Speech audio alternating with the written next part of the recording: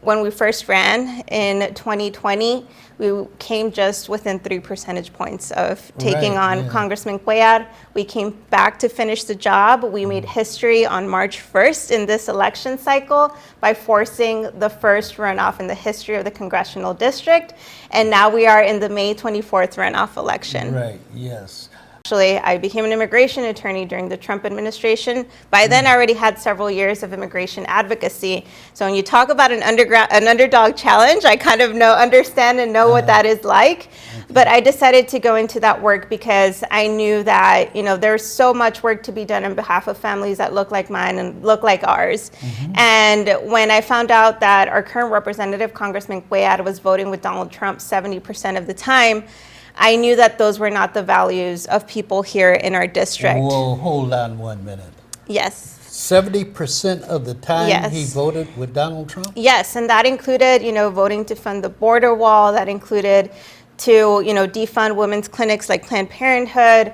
That included, having an A rating from the NRA, getting money from the Koch brothers. There was just so many issues where I knew these were not the values of South Texas, where any part of the district where you go to, whether it be here in San Antonio or Laredo or Roma or La Grulla or Zapata, our values are faith, hard work, and familia, right? Our families.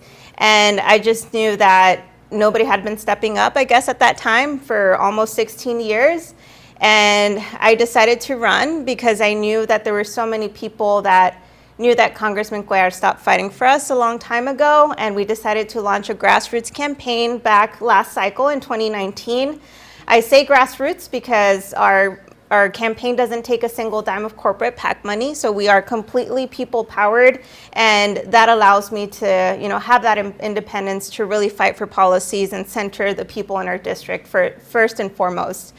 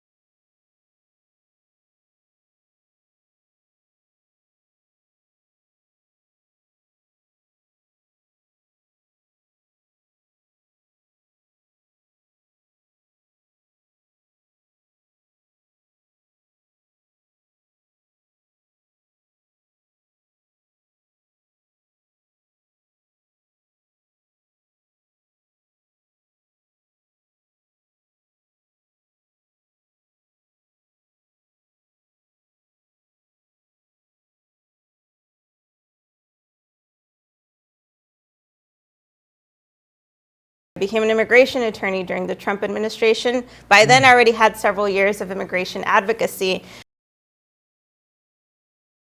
Yes, I'm an immigration human rights attorney, and I decided to go into advocacy work because, growing up, I saw how much my parents and my neighbors, my classmates' families, there were so many people that worked really, really hard to make ends meet, and it just seemed like opportunities just became harder and harder and harder. And my neighborhood of Sal Si Puedes in Laredo, unfortunately, a story like mine and my sister, who's a doctor. Oh, really? She is. My parents started off as farm workers, but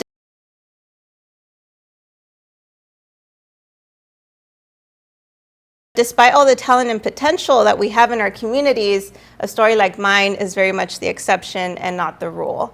And I decided to step up and run because